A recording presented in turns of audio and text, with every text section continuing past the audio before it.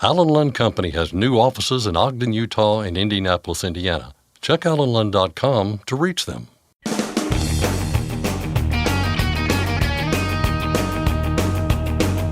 OOIDA, representing America's truckers since 1973, presents Landline Now with your host, Mark Reddick. What effect will Hurricane Helene and the longshoremen strike at 36 ports have on the supply chain?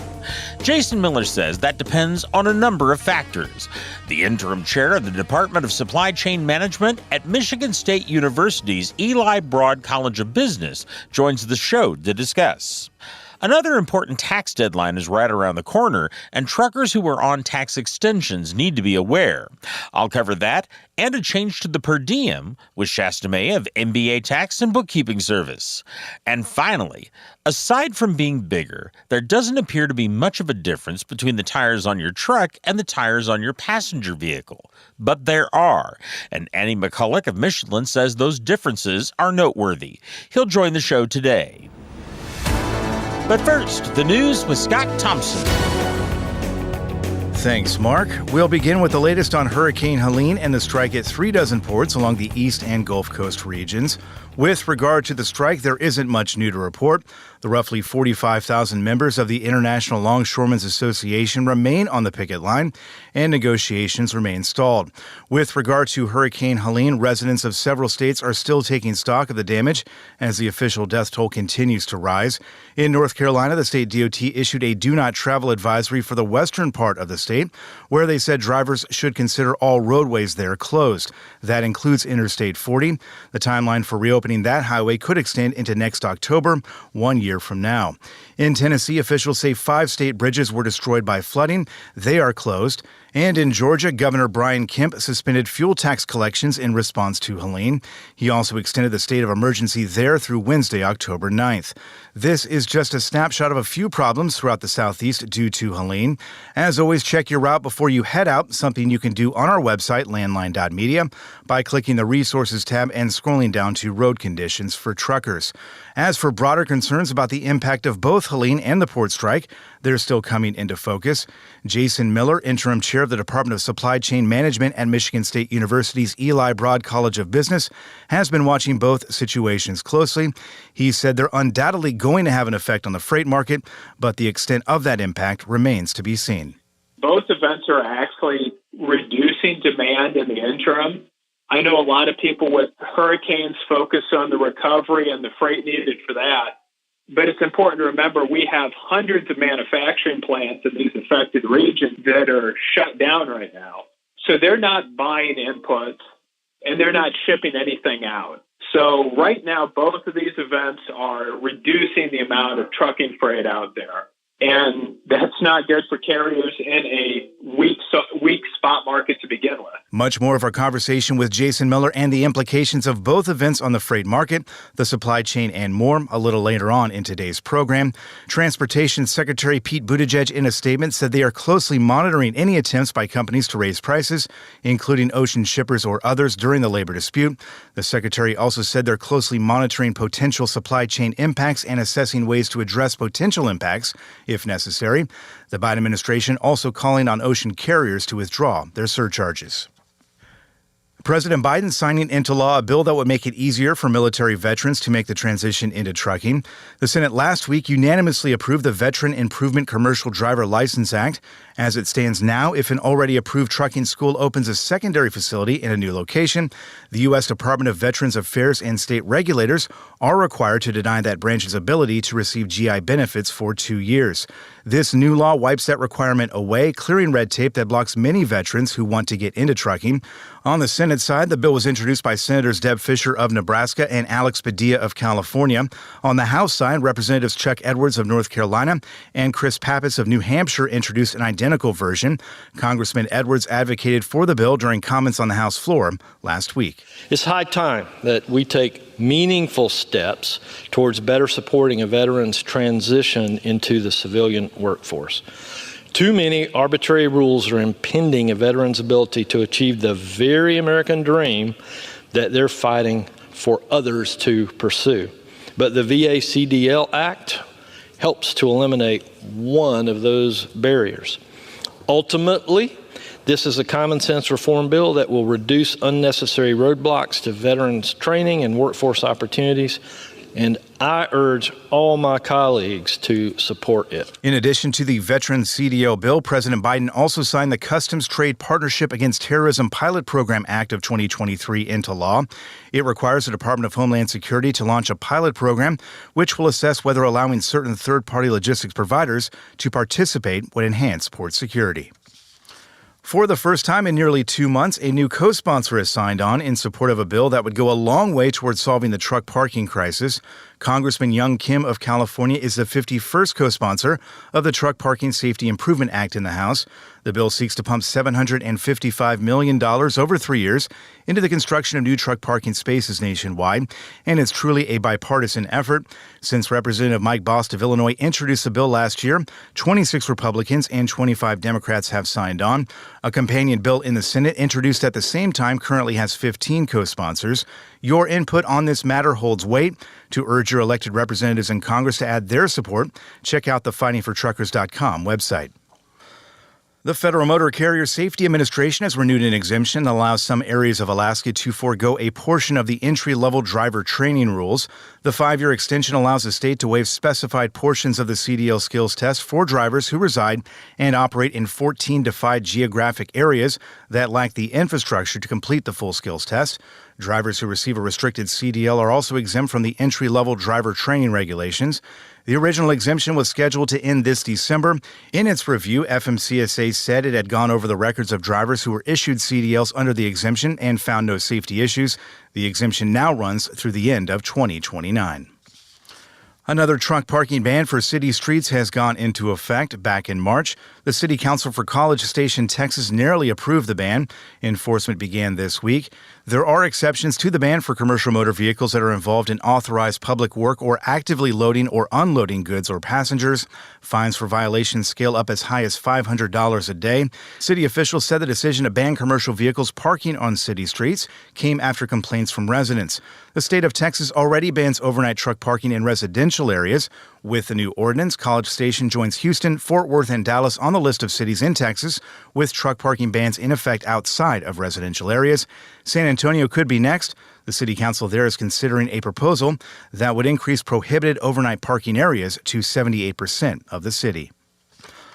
And finally, the 10 semifinalists for the 9th Annual Transition Trucking Driving for Excellence Award have been announced.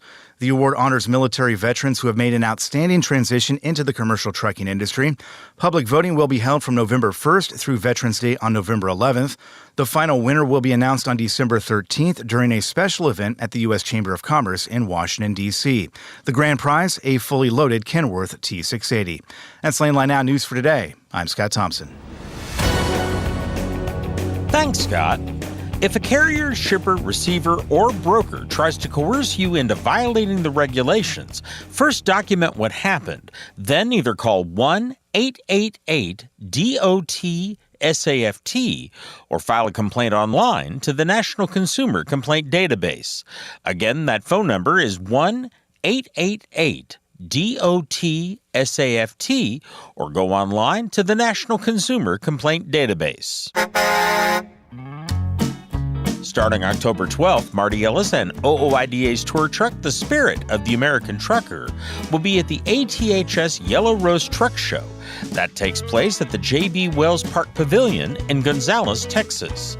Stop in, say hi to Marty, and join OOIDA for a $10 discount.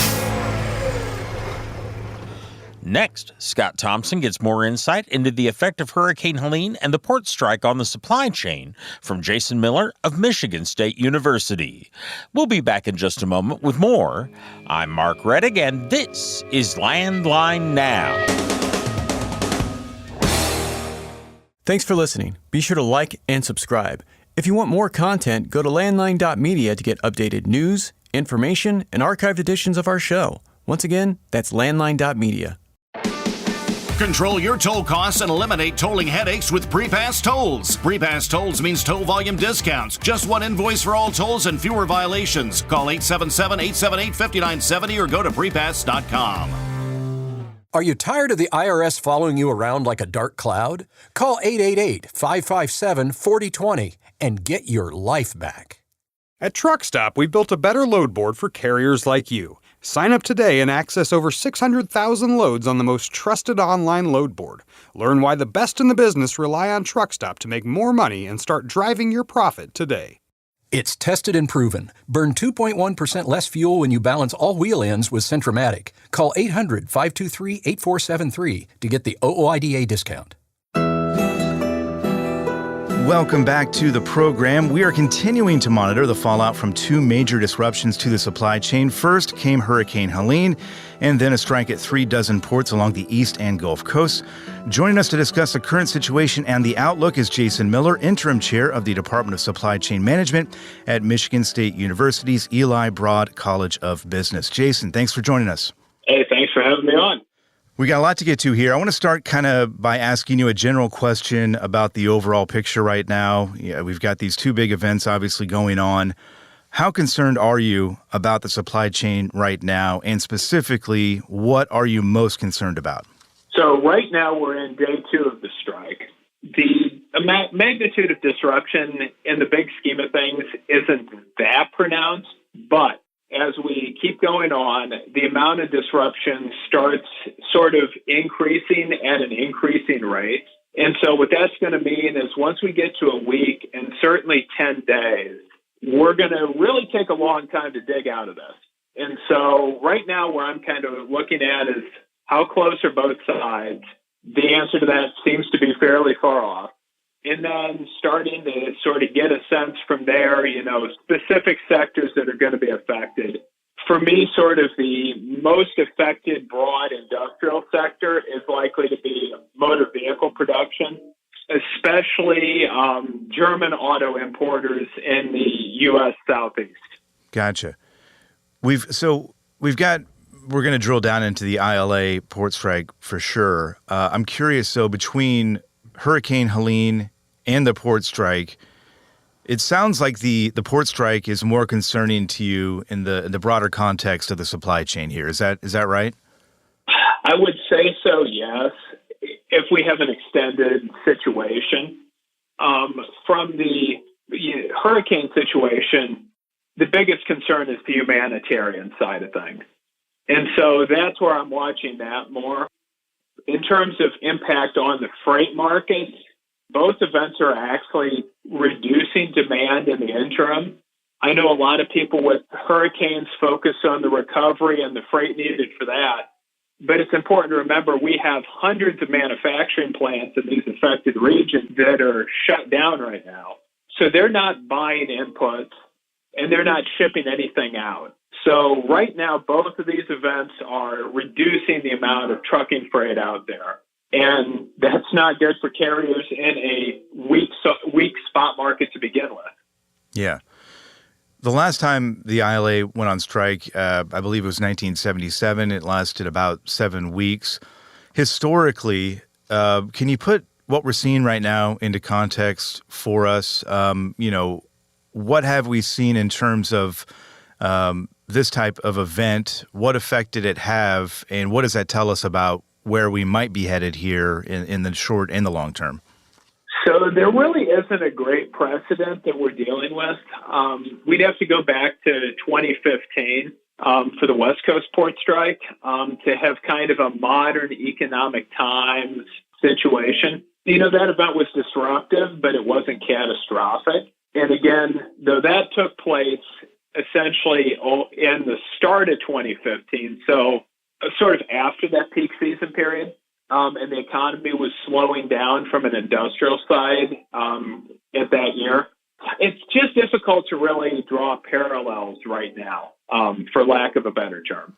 Yeah, that makes sense. And again, we are in the early stages of this, as you mentioned earlier. And you also mentioned, too, that short term, if the two sides come together in the next few days, whatever it may be, and come to an agreement and things get back up and running pretty quickly, we're not likely to see any sort of, big effects here on the freight market. Looking at the alternative there, as you kind of mentioned, the two sides are pretty far apart right now. It seems like they couldn't be farther apart, actually. What's a time frame that you're looking at in terms of where we start to see a real effect on the market and real problems in the market? And what does that look like kind of in both those contexts? For me, the magic number is about 2 weeks. And the reason I bring that up is that's the point where you may start seeing domestic manufacturers that rely on imported components run through any safety inventory and even run through anything that may have been front-loaded. And so they're having to start reducing production. So they put, workers on layoff.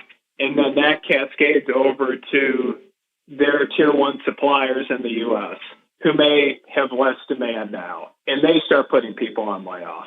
And a good way to think about this is right now we have about 30 vessels waiting to be unloaded.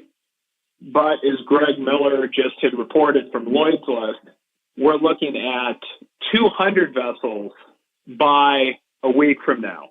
That's basically when you would start seeing, those backups. And I think the thing to note here, too, is that there really aren't any alternatives out there, right, to take the sting out of this. There aren't many out there, I don't think, right? What are the alternatives to making sure this freight does get moving? Is there anything out there? In many instances, the answer is no. And the reason for that is you can't reroute goods from Europe through the West Coast. That's not a possibility. You can't come in through Mexico and intermodal or truck this stuff all to the U.S. You can't come in through Canada and do the same, intermodal or truck option. So the stuff's sitting there. If you could move some higher dollar value goods, pharmaceuticals and medicines, you can ship that to air freight. You can't, ship tile from Italy. You can't suddenly start bringing that, through air. You mentioned the word cascading earlier, and I think that's an interesting way to kind of look at this because, as we know, with the market, with the freight market, one disruption here has kind of a ripple effect throughout the entire supply chain. And I'm curious because obviously most of our listeners here are truck drivers, owner-operators of the sort.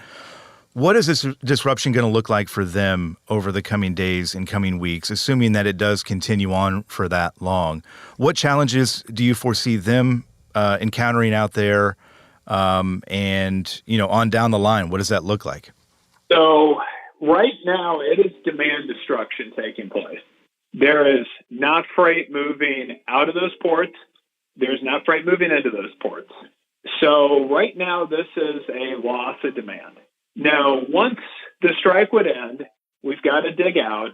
That may put some upward pressure on spot rates because we've got to get all these goods now inland to their final destination, and we've got to get everything out as well. So there could be a market, the dynamics will change. However, the key thing is this doesn't generate a sustained increase in demand. So this is not going to be the thing that changes the dry van spot market, into a bull market. That's not going to happen. Kind of continuing this trend of cascading effects here, I keep seeing articles out there about possible shortages that are coming here, alcohol, bananas. I think chocolate was one thing that was mentioned as well. Can you talk a bit about what those shortages are going to look like here in the coming days and weeks, and what, I guess, more broadly, that's going to do with things like inflation? Inflation had been cooling. I'm wondering if this is going to have some sort of effect on that, too, as this thing continues on. Yeah, so in terms of shortages, as consumers would think about things, if this goes on, several weeks, fresh fruits and vegetables that are imported from overseas that we can't afford to put on planes, those items may start being in short supply. But this isn't really an inflationary shock. So take an item like bananas, the most imported fresh fruit or vegetable. Consumers spend 0.1% of all of the consumer price index is weighted to bananas. So this product category doubles. It doesn't matter in the big scheme of things. In the auto sector, if we start to see an extended strike that causes some sporadic plant slowdowns, the thing is right now is we've got so much inventory at the dealer lots that we're actually seeing downward pressure on motor vehicle prices. So this isn't going to change that dynamic right now. So while you may see shortages, you don't have the type of demand environment that is going to create upward inflationary pressure like we saw in 2021 or 2022. Interesting. The Biden administration could step in here and invoke the Taft-Hartley Act, forcing striking workers back to work. The White House has said they are not going to do that. I would imagine there might be a point, though, where they might change their tune based on what effect this has on everything. Do you see a scenario playing out that could force their hand to actually get involved and do something about this? I certainly do. I think if you start getting to the point where the auto plants start warning that, hey, we're going to have to cancel a shift here because of not getting components in, that's where the calculus changes. So, or the point where people start seeing the amount of bananas at the store shelf on the East Coast and Gulf Coast starts to dwindle down, that changes the decision-making calculus. My general sense is at some point, if we're not by next week seeing the sides very strongly talking, Taft-Hartley goes on the table. You're pretty in tune with all of this, obviously. If you were to venture a guess as to where we might be headed here, is that the most likely scenario, or do you see something else maybe playing out here? It's very difficult to say. Yeah. And the challenge is that the union doesn't really have a reason to get back to work. And the ocean carriers equally know that disruption doesn't hurt them financially. And so the more of their capacity that's tied up waiting to unload actually takes supply out of the global market. So both sides really don't have that much incentive to strike a deal here very quickly. So I wouldn't be surprised if Taft-Hartley doesn't have to be used. I'm getting kind of mixed feelings. I sense that you're concerned about where we are right now, but I don't sense that you're overly concerned. Is that accurate? I mean, how concerned are you about the situation right now? Maybe on a scale of 1 to 10. On 1 to 10, right now as we stand today, day 2, it's like a 2 or a 3. If this is 2 weeks in, it's getting to a 6 or a 7. If we're 3 weeks in, it's getting to an 8 to a 9. But, in comparison, a railroad strike would cripple the country in a week or 2. And so the key thing for everybody to remember is, most of what we consume is produced domestically. And in many instances on the consumer side, any goods that are affected either can be substituted. So if you can't get a banana, go eat an apple. And for many items like holiday goods, they primarily enter through the West Coast anyway, and they've been front-loaded. So for me, that's why there's less concerns. Like, we've known October 1 was the day where there could be a port strike, and we've planned accordingly. Jason, obviously there's a lot going on right now out there, and it's confusing at times, and it's a complicated world, but we appreciate you joining us and putting this all into perspective for us. Thank you very much for your time. Hey, thank you for having me. Our thanks to Jason Miller of Michigan State University's Eli Broad College of Business. The Owner-Operator Independent Drivers Association has weighed in on the strike at the ports, noting that truck drivers have a long history of sacrificing their time to make up for chronic supply chain inefficiencies, including those that come as a result of strikes, pandemics, and natural disasters. The association also pointed out that the current port strike highlights the issues truckers face down the supply chain. In a statement, OOIDA President Todd Spencer said drivers constantly face downward pressure on their earning potential because their time is not valued by anyone within the supply chain. Spencer said the association encourages a quick resolution to the dispute and emphasized the need for discussions about how supply chain deficiencies stifle driver compensation, increase loading and unloading delays, and hurt highway safety. Time now for a break. We're back right after this. Penske owns and operates some of the best-maintained vehicles on the planet. Our used trucks come with a 5-year maintenance report and pre-sale inspection.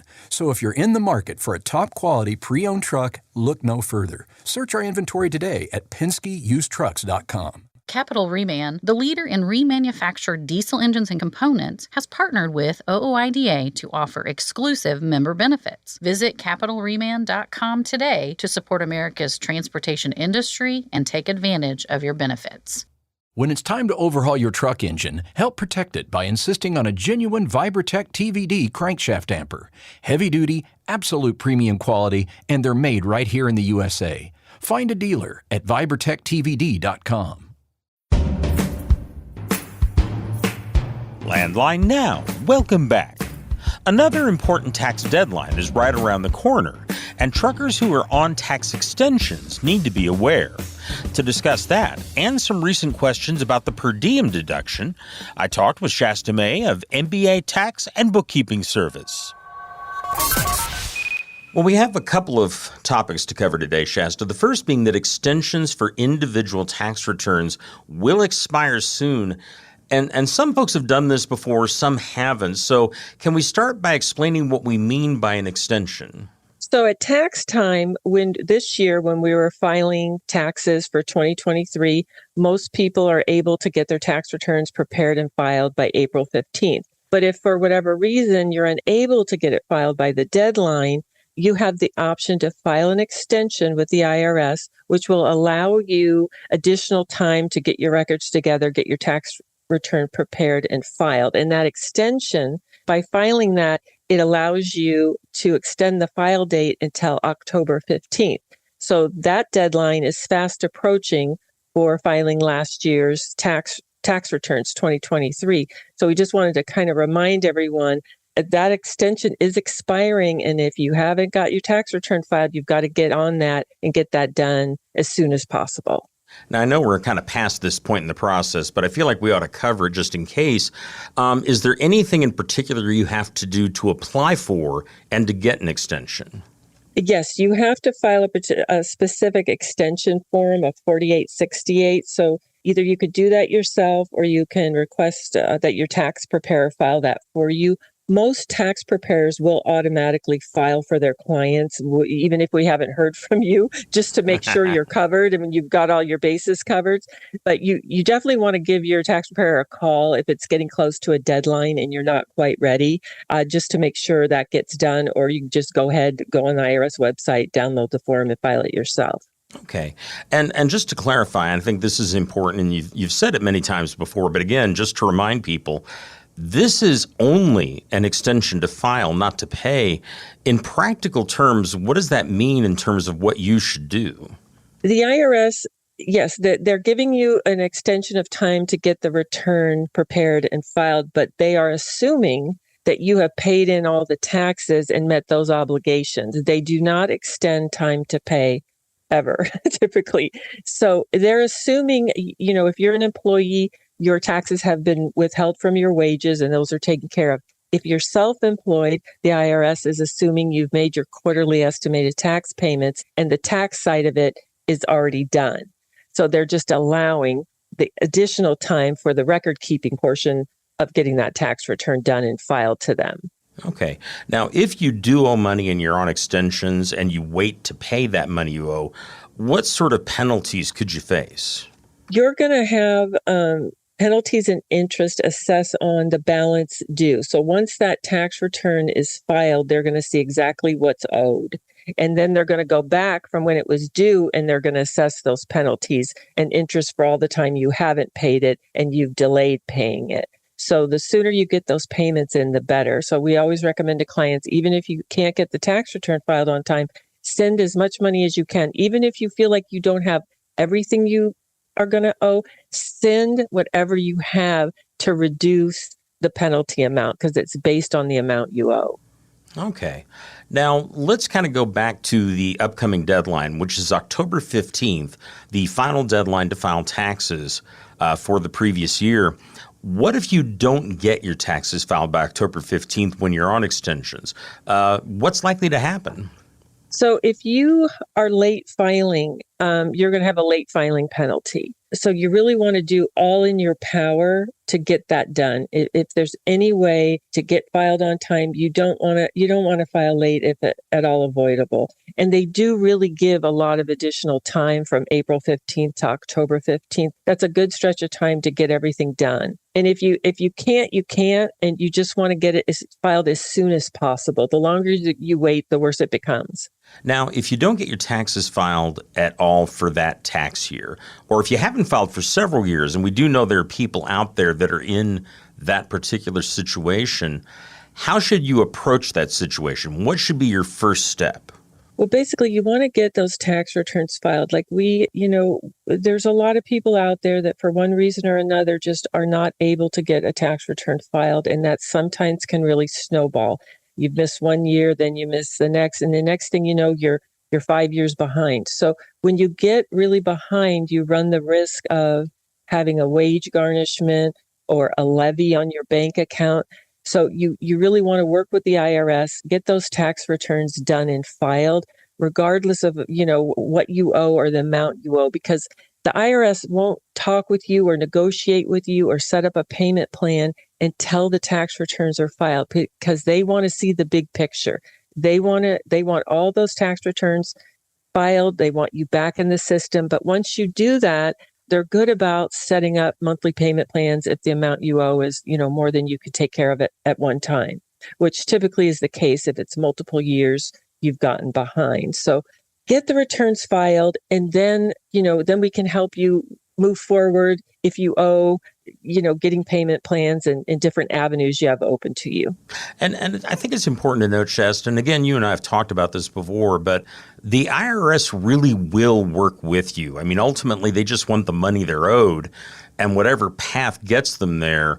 Obviously, they have certain specific things they want to do, but ultimately, they'll work with you if it means they get their money. No, absolutely. They absolutely want your filings. They want to get you back in the system. They want to help you get back on track. And if that means monthly payment plans and, other things that they definitely will work with you, it's not a problem. So you shouldn't be, afraid of that. You shouldn't be afraid of just moving ahead. It's a hard first step, but once you do it, you feel so much better. You can sleep at night, because it can snowball so quickly, and it's, and then it's just all this anxiety and fear, of something that may not be that bad in the end. There you go. Well, let's switch to another topic, and this is one where we've had a lot of calls about it here at OOIDA, and that's the per diem. And first of all, would you define the per diem for those who aren't familiar with that term? Sure. The IRS allows transportation workers, truckers, an allowance called per diem, and that's to cover meals and incidental travel expenses, while you're on the road. It's supposed to help. The purpose is to compensate truck drivers for those expenses while on the road. When we say meals and incidentals would be, you forgot your toothpaste or you need a toothbrush, bottle of water, those types of things in addition to the meals. It covers both meals and incidentals while you're away from home. I'm wondering if you can walk us through how this works. I mean, how many dollars per day per diem are you allowed? How much of that can you take off your taxes? Walk us through how this actually works. Okay. So to qualify for the per diem, truck driver employees or self-employed individuals, number one, you've got to be under DOT hours of service rules. You have to travel away from home, to areas with different federal per diem rates. Different states have different rates, and this travel all happens during typically one trip and typically overnight. For employees, per diem allowance would come from their company they're employed by in the form of a non-taxable reimbursement, usually based on a daily rate or a per mile rate. For the self-employed trucker, it comes in the form of a tax deduction at whatever the per diem rate is. And the current per diem rate is $69 a day, and that will change every few years. Now, keep in mind, the $69 per day is 80% of that is deductible. It's not 100%. So, for example, if you're a self-employed trucker, this is a great deduction. Let's say, you're on the road, for the whole year. Let's say you've had 200 days away from home working overnight. So what we do at tax time, we take that 200, we multiply it by whatever the per diem rate is, which is right now it's $69 a day. That equals $13,800. That's a lot of money. So 80% of that, $11,040. So that $11,040, that is a deduction that comes off your business income to help lower your taxable profit. So it's a great deduction. So you definitely want to keep track of that and be aware of the per diem and what it is every year. Now, the IRS, of course, is all about documentation. They always want to see something on paper to prove that you are actually owed a certain deduction, and the per diem is no exception. What sort of documentation should you have in hand in order to take the per diem? So this is the downside. This is the downside of the per diem. For self-employed truckers, that it's record keeping. It's important to keep accurate records of your days away from home working with dates and locations to back up that per diem deduction in case you're ever audited.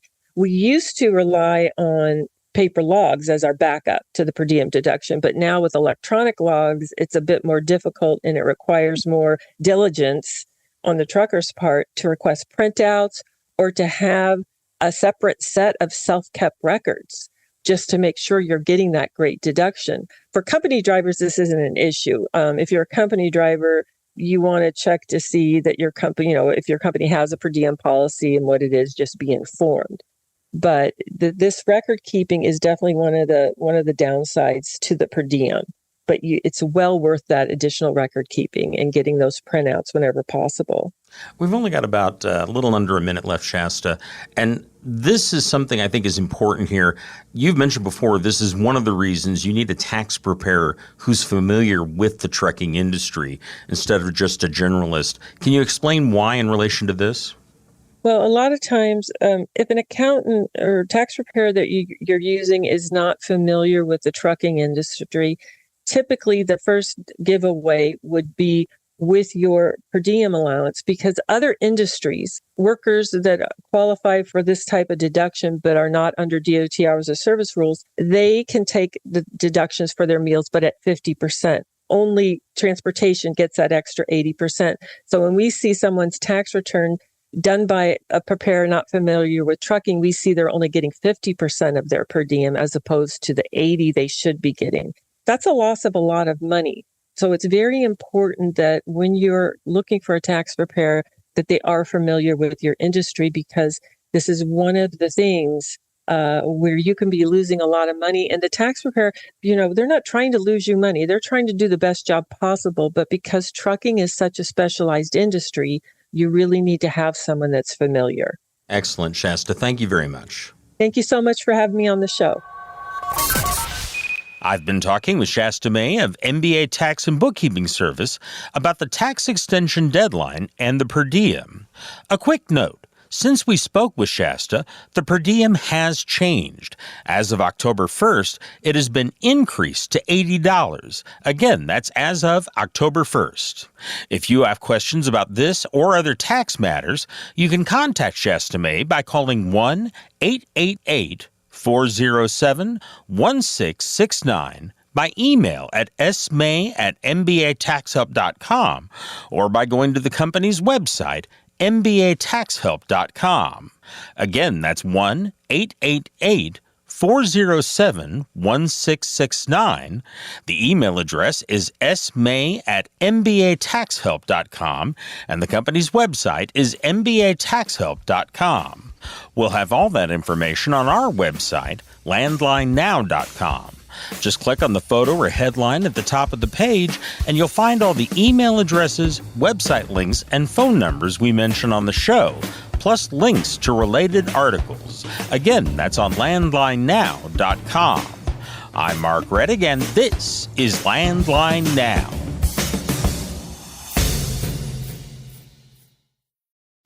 If you're running ultra-low sulfur diesel in your vehicle, make sure you are prepared and protected all winter long with Howes Diesel Treat, the #1 anti-gel product in North America from the 100-plus year trusted brand Howes Products. Truckdown.com. Whenever you have a breakdown, you need Truckdown.com. 24/7 access to 40,000 verified heavy-duty repair vendors nationwide. Repair secured. Load assured. Truckdown.com. Since you started, what you've loved about trucking is the freedom. Heading out on your favorite route, a good driving song, and thinking about truck insurance. Well, maybe not that last one. That's why we're here. At OOIDA, we have a full range of truck insurance products, expert advice, and great customer service, helping you get the right coverage for your operation. Go to OOIDA.com, because your job is to drive. Our job is to help with everything else. Landline Now, welcome back. At first glance, a tire on your truck may not appear much different from the tire on your passenger vehicle, aside from the apparent size difference. But there's more than meets the eye, especially when it comes to the construction, which is carefully crafted to meet the performance differences required of each type of tire. That's our topic today for Andy McCulloch. Andy is Michelin's senior CES engineer for the West Coast. Andy, thanks for being on the show as always. And I want to start by asking you, what makes truck tires so unique? And what differences should our audience be aware of?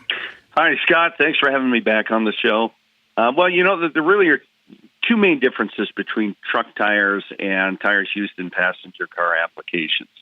And the first is that truck tires use a lot more steel in their construction. So the heart of any steel-belted radial tire or truck tire is the casing ply. And there's only one in a truck tire. Most truck tires have a steel casing ply versus textile casing plies found on most passenger, and light truck tires. So if you imagine a whole series of cords, a lot of cords laying side by side, each made of fine steel wire that's wound together, and then you assemble those cords to run radially from bead to bead, and that's where the term a radial tire gets its name. Now in the tread area, they both truck and passenger car tires can have steel belts, but where the car tires typically have two, the truck tires can have 4 or 5 or even more, depending on the specific type of tire. So, yeah, and that all makes sense there. Okay, so we got difference number one noted there, as you so well explained. What is the second main difference between truck tires and passenger car tires then?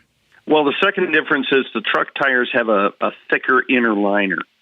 So all tubeless tires contain an inner liner, which is made of a synthetic rubber called butyl rubber. And it's very difficult for air to pass through this material, through the butyl rubber. So making it an integral part of the tire has allowed the market to really move away from separate inner tubes the way they used to be back in the day.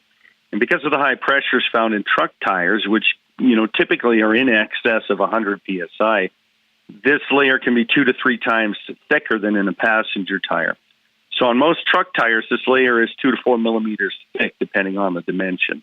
All right, so you point out the steel construction of truck tires as compared to passenger tires there.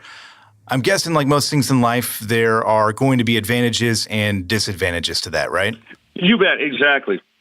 And on the pro side, really the biggest difference is we're asking the truck tire to carry 3 to 4 times more weight and therefore 3 to 4 times more air pressure than a typical family SUV does. We also want it to survive multiple retread lives, which passenger tires are not really designed for. But this means that a truck tire casing could have 700,000 or more miles on it before it retires. Some truck tires can even be re-grooved, which involves cutting deeper grooves into the tread to increase the life and water evacuation under the footprint. Gotcha. Yeah, that makes sense. You kind of point out here more robust construction is going to equal more load carrying capacity and longevity. So those are obviously the positives here. What are some of the negatives then? Well, on the con side, because of the construction and all that steel that's in the tire itself, truck tires are going to be more susceptible to things like oxidization or rust and air infiltration. The good news is that these conditions can all be avoided with training and a good pre-trip inspection, though. Yeah, which you and I have talked about quite a bit before in previous segments. The importance of those pre-trip inspections really cannot be stressed enough. air filtration, you mentioned that. I want to circle back to that. Can you explain what that is specifically and maybe why it is that only trucks would experience that? I would have thought that all tires could, again, experience some sort of problem maybe with air filtration. No, that's an excellent question. Air infiltration occurs when you get damage to the inner liner or the built-in inner tube of the tire. And if the damage goes completely through the liner, it loses its ability to contain the air, obviously. So this can be from penetrating objects like nails or screws, but it can also be from damage caused to the bead itself during the tire mounting process. Another source is bad repairs that don't properly reseal the inner liner itself.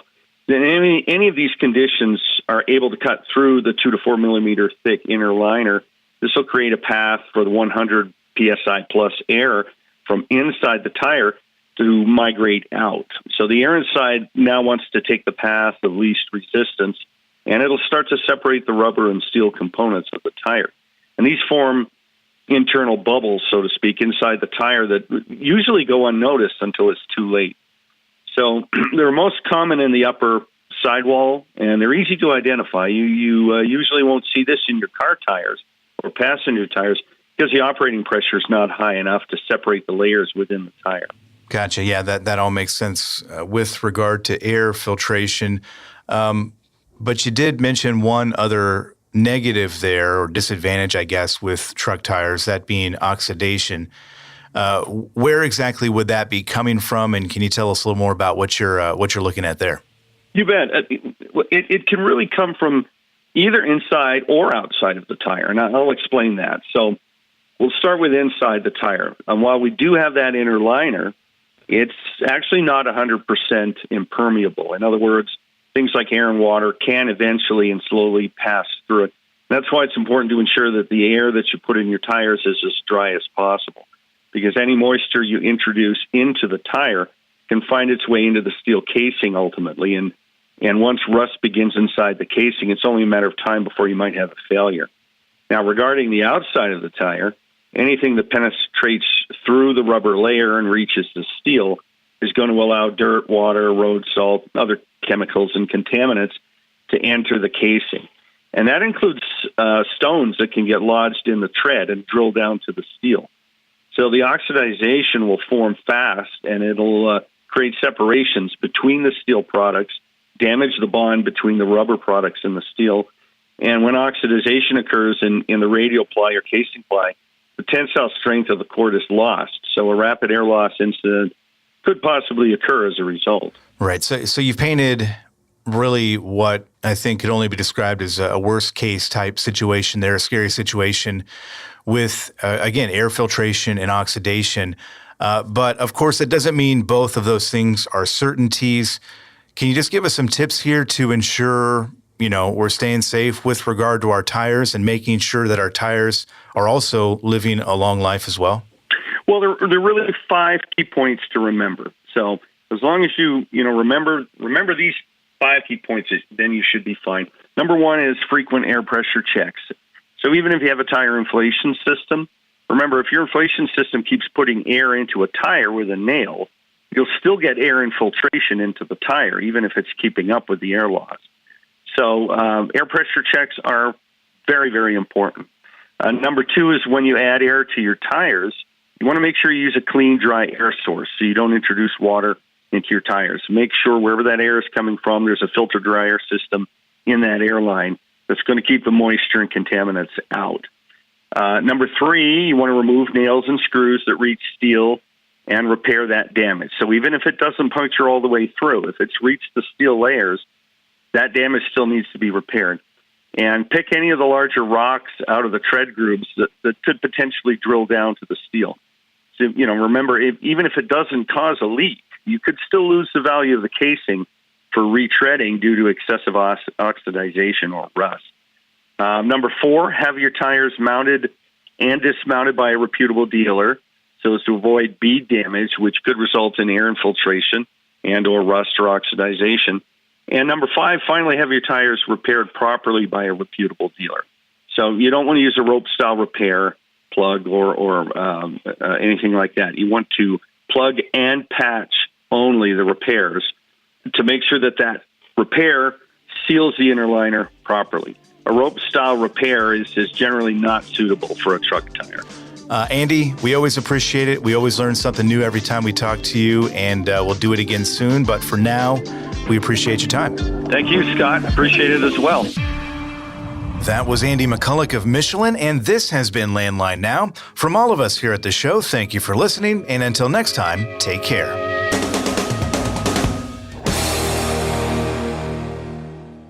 Thanks for listening. Be sure to like and subscribe. If you want more content, go to landline.media to get updated news, information, and archived editions of our show. Once again, that's landline.media. I'm a dad, a son, a husband, wife. I'm a writer, photographer. I farm. I'm a veteran. I love old cars, fishing, my kids, chrome, and I am a professional truck driver. And together we are OOIDA. OOIDA was founded by truckers to stand up and speak on behalf of truckers.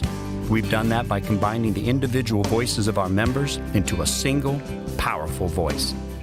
Protecting your interests, defending your rights. Join us! Make your voice heard. Join OOIDA, the Owner-Operator Independent Drivers Association. Call 1-800-444-5791 or visit OOIDA.com.